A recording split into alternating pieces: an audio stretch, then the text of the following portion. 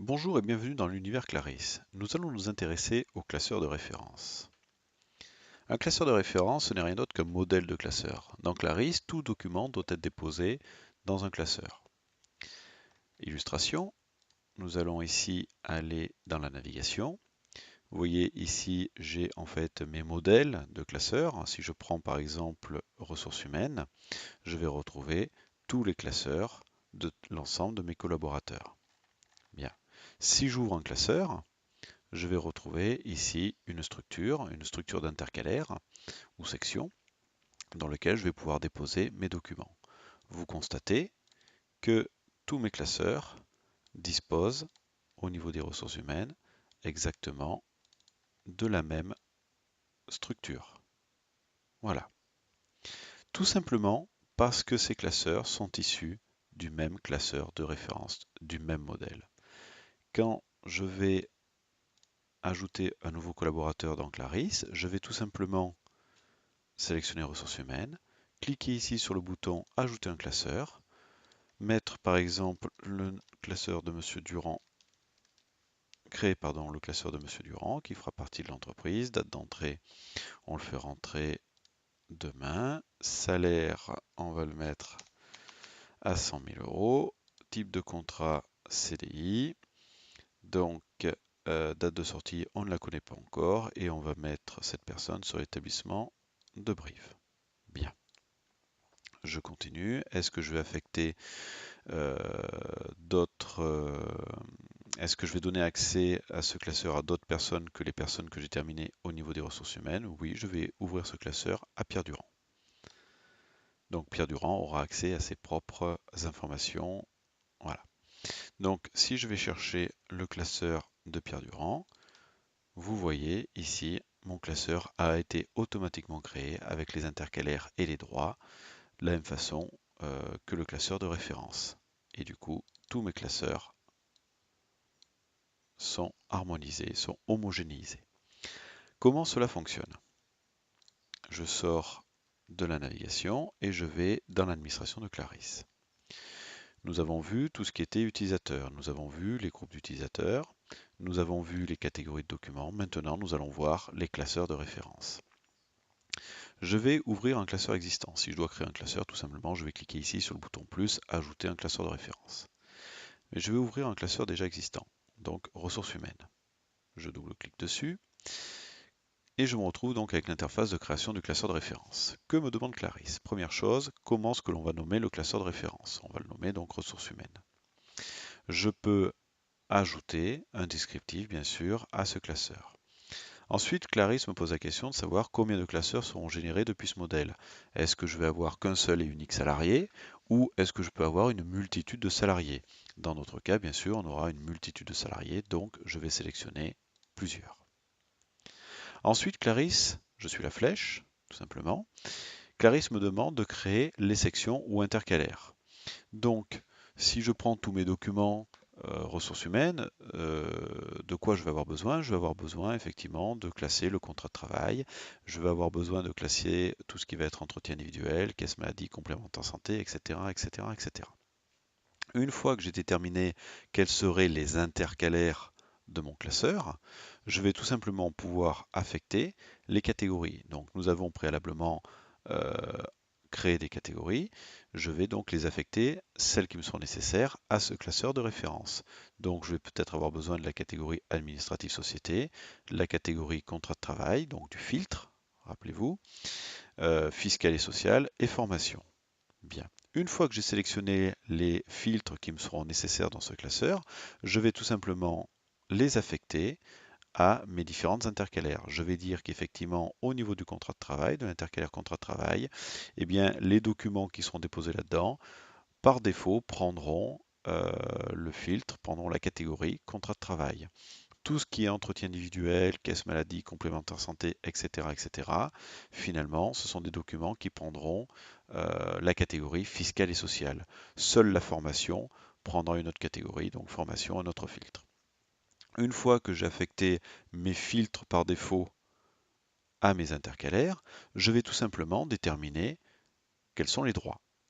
Je vais dire le groupe tout le monde a potentiellement un droit en écriture sur l'ensemble de mes intercalaires. Je dis potentiellement parce que la case qui est ici est cochée. Pour les membres du groupe Tout le monde, les droits seront déterminés lors de la création du classeur. Cela signifie, comme je l'ai fait tout à l'heure quand j'ai créé le classeur de Pierre Durand, j'ai déterminé qu'en fait Pierre Durand aurait accès à son propre classeur. Et ça, je peux le faire en cochant les cases qui sont ici. Ensuite, j'ai déterminé que le groupe administratif aurait un accès complet en lecture, écriture, suppression à l'ensemble de mes intercalaires. Le groupe des développeurs aura éventuellement un accès uniquement aux contrats de travail, aux entretiens individuels, caisse maladie, formation, uniquement un accès en lecture. La direction, bien sûr, disposera des droits maximum. La qualité disposera uniquement des accès en lecture-écriture sur le volet formation. Quant aux autres groupes, ils n'auront absolument aucun accès au classeur des ressources humaines. D'ailleurs, pour eux, le classeur de référence, le modèle de classeur n'apparaîtra même pas. Ensuite, je vais déterminer dans Clarisse qui c'est qui aura le droit, parmi les utilisateurs, de créer un nouveau classeur lorsqu'un nouveau collaborateur va rentrer dans l'entreprise. Ici, seul moi-même, Alexandre Guinjard, a le droit de créer un nouveau classeur quand quelqu'un rentre dans l'entreprise.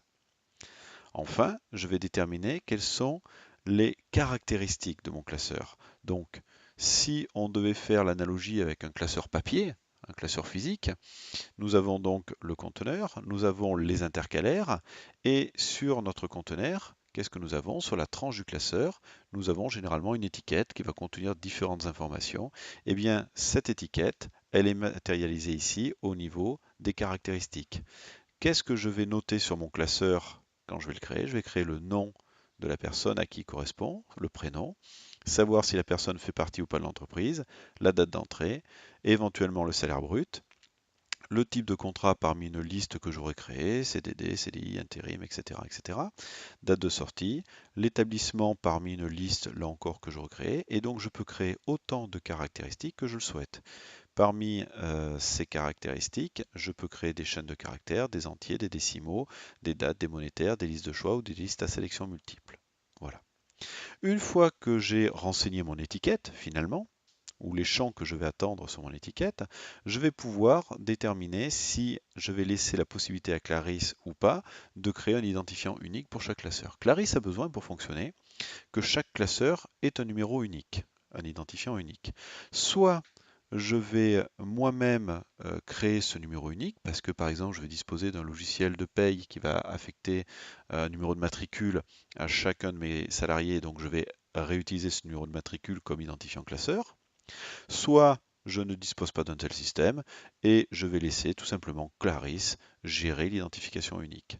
Donc l'identification, ici le prototype, c'est l'année sur 4 chiffres tiré un numéro incrémental sur 3 chiffres. C'est-à-dire que là nous sommes en 2018, donc le premier classeur qui sera créé pour 2018 sera 2018-001.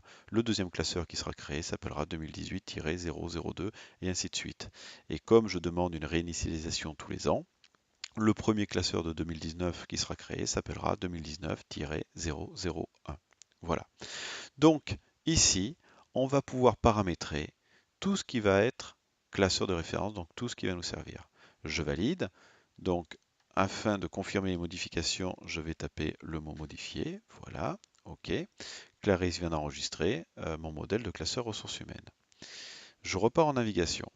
Je reprends donc mes ressources humaines. Si je prends voilà, un classeur au hasard, vous voyez, je retrouve la structure d'intercalaire que j'ai créée. Bien. Vous voyez, tous mes classeurs, finalement, sont constitués, comme je vous le disais tout à l'heure, exactement de la même structure parce qu'ils héritent du même classeur de référence.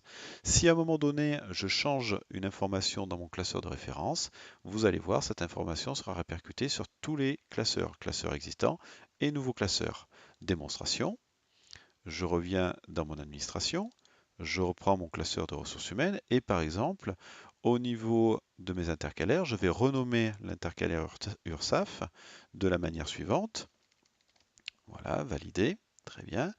Je modifie, donc je saisis le mot modifier pour confirmer ma validation.